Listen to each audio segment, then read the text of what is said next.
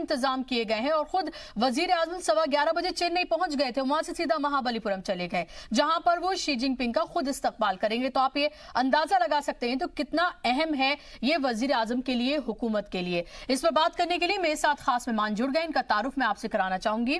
मेरे साथ विवेकानंद नार्तम है, असिस्टेंट प्रोफेसर हैं ड्यू में और पॉलिटिकल एनालिस्ट हैं। इसी के साथ ही अनिल गर्ग साहब मेरे साथ मौजूद हैं, फिल्म से वो जुड़े हुए हैं और आरएसएस विचारक भी हैं। दोनों मेहमानों का बहुत बहुत इस्तकबाल है।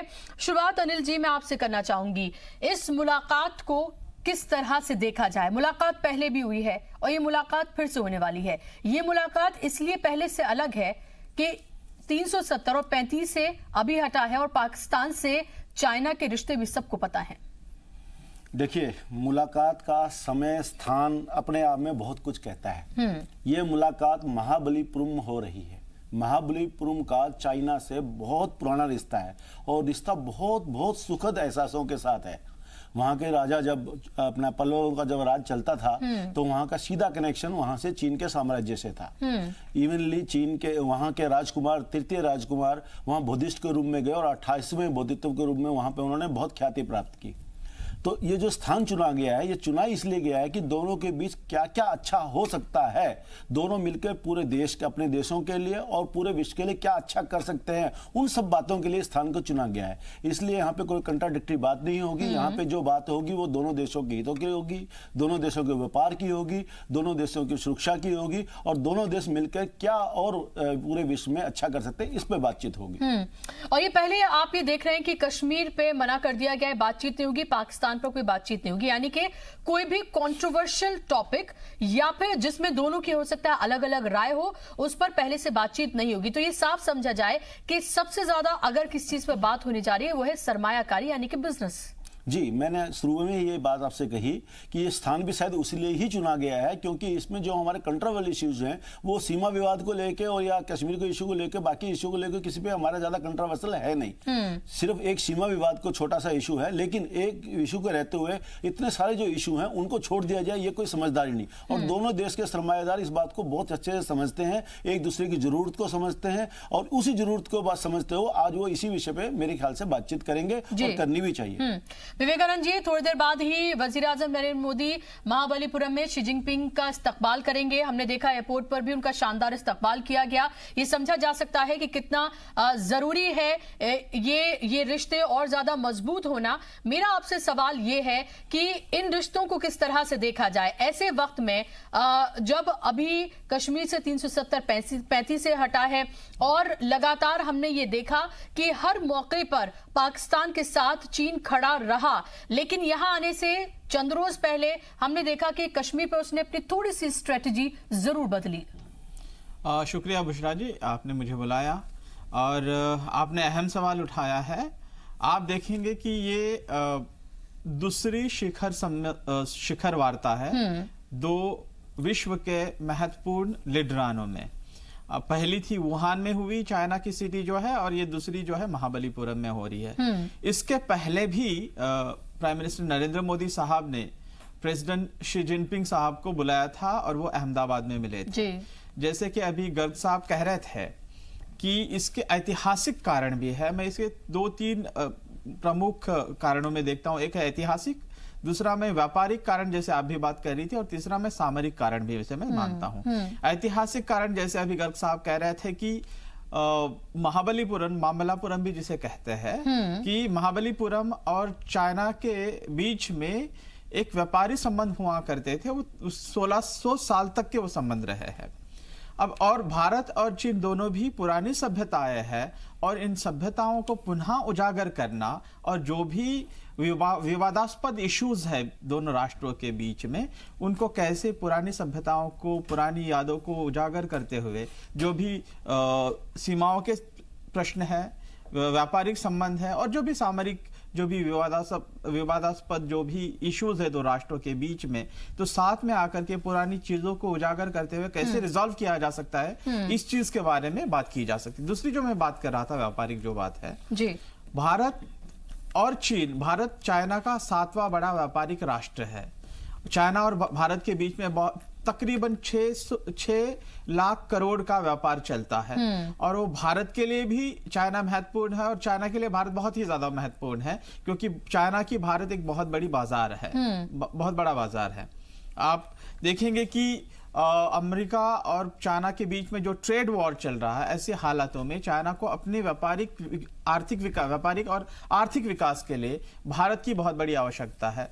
इसलिए भारत के साथ संबंध बनाए रखना आवश्यक है उनके लिए। जब ये एससीओ के समिट के साइडलाइंस में जब प्राइम मिनिस्टर मोदी साहब मिले थे शी जिनपिंग जी को, तो उन्होंने कहा था कि हम अब भारत में आने का उनको न्योता दिया था, उसको स्वीकारते हुए यहाँ पर आते हैं। तो मुझे लगता है कि जो यूनाइटेड नेशन सिक्योरिटी काउंसिल में, उसके बाद में यूनाइटेड नेशन जनरल असेंबली में भी जिस प्रकार से आर्टिकल 370 को लेकर के चाइना ने पाकिस्तान की मदद की बात कही थी, पाकिस्तान की ही बात कही थी, इस प्रकार से जिसके वजह से एक जो क्या कहते हैं कि एक दुरावा जो दो राष्ट्रों में बनने की संभावनाएं बन रही थी, मुझे लगता है उसको सीमेंट करने की कोशिश जो है ये अनौपचारिक शिखर वार्ता से होने की संभावना बढ़ती है। और तीसरी मैं एक सामरिक बात कह रहा था, सामरिक बात यह है कि जैसे चीन ने एक स्ट्रिंग ऑफ पर्ल्स भारत के इर्द गिर्द में तैयार किया है। आप देखेंगे कि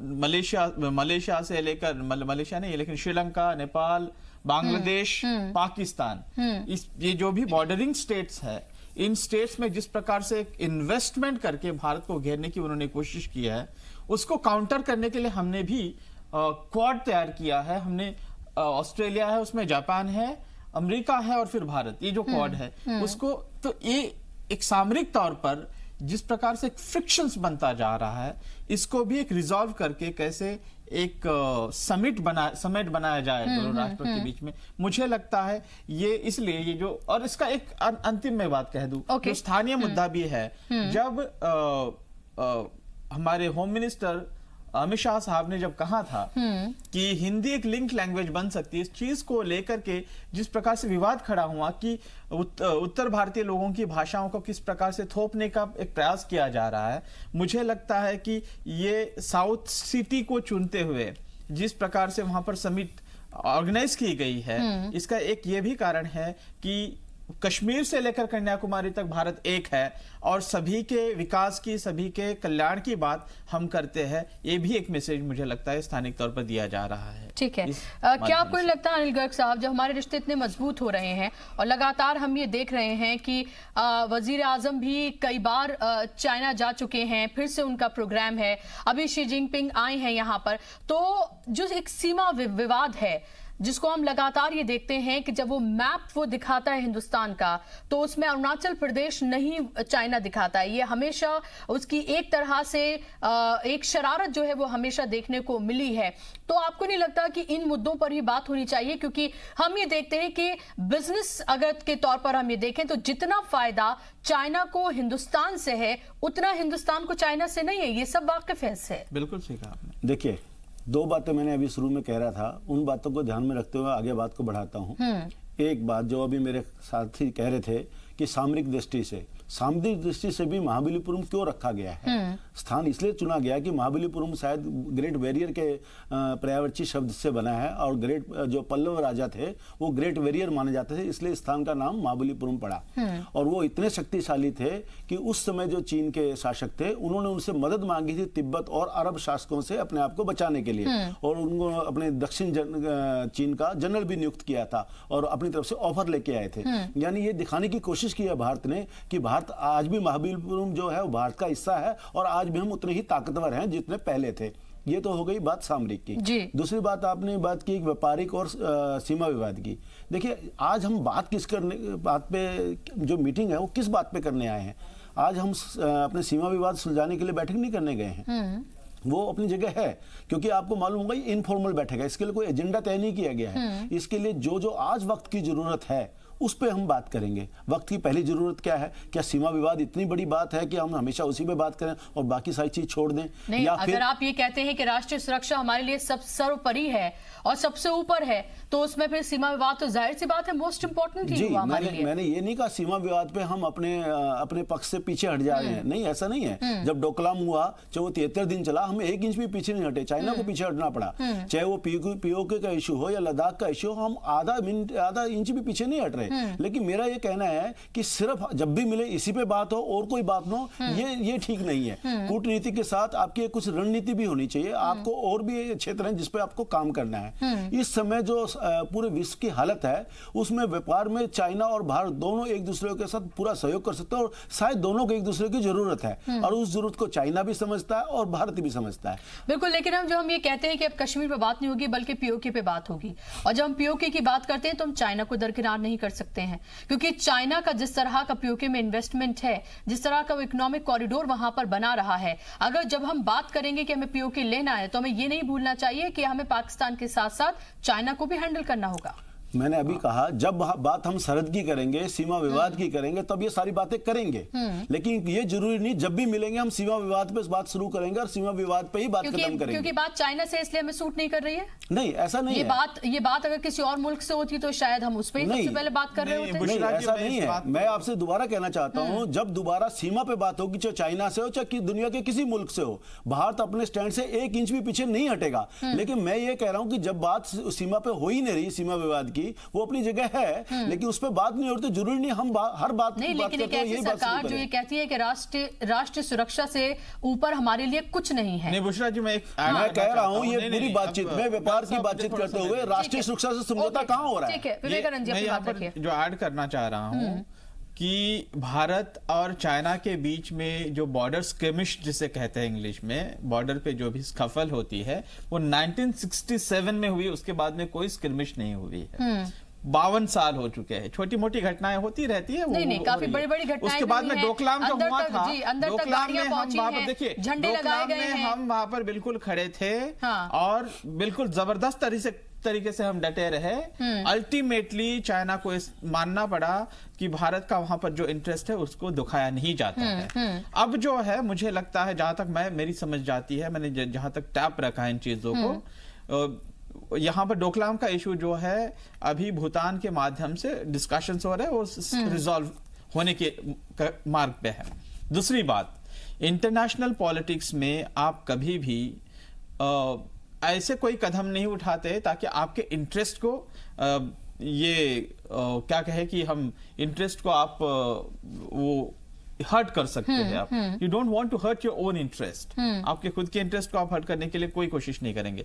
अच्छा, दूसरी बात ये भी है कि जो भी इश्यूज है चाइना और भारत के बीच में, वो इस लेवल के पर नहीं गए उसको नेक्स्ट लेवल ऑफ एस्केलेशन तक हम ले जाए उसको।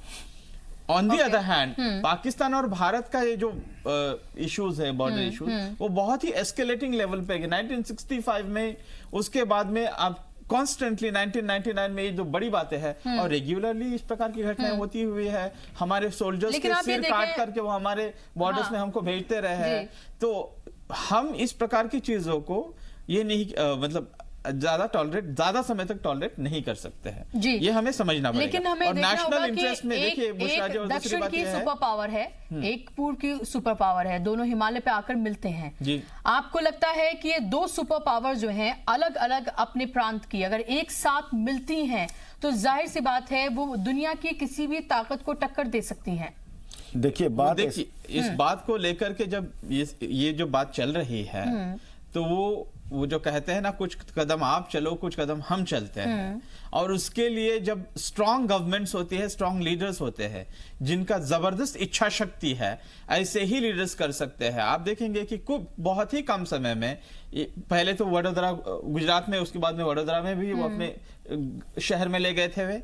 दूसरी बात, वुहान में मीटिंग हो गई अनौपचारिक। अब तीसरी बात, यहाँ पर मीटिंग हो रही है। अब आप ये भी देखेंगे कि मजबूरी और जरूरी, ये 2 चीजें भारत चाइना के साथ जो संबंध रखना चाहता है, मैंने अभी कहा कि कितने बड़े व्यापारिक संबंध है।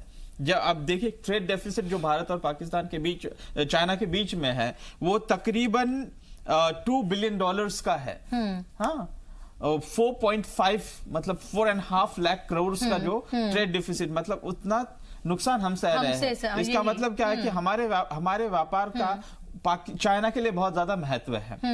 अब दूसरी, पाकिस्तान के साथ चाइना के संबंध रखना उनकी मजबूरी भी है, क्योंकि और वो एक तो है कि उनका सामरिक हाँ। संबंध है, सीपीईसी बनाया है, ग्वादर पोर्ट उन्होंने बनाकर रखा है। इन सब चीजों को वो वहां से रिसीड नहीं कर सकते, क्योंकि ये देखने वाली बात है कि हिंदुस्तान से उसके बिजनेस ताल्लुकात हैं, यानी कि सरमायाकारी वो यहाँ पर करता है, यहाँ पर एक्सपोर्ट करता है वो। और अगर हम पाकिस्तान से देखते हैं तो उसके दूसरे तरीके के उसके स्ट्रेटेजिक ताल्लुकात हैं, जहां पर वो अपनी एक तरह से लगातार अपने पैर पसार रहा है और अंदर लगातार घुस रहा है। इस पर इसके और बहुत सारे पहलू हैं जिस पर हम बात करेंगे, वो तस्वीरें भी आपको दिखाएंगे।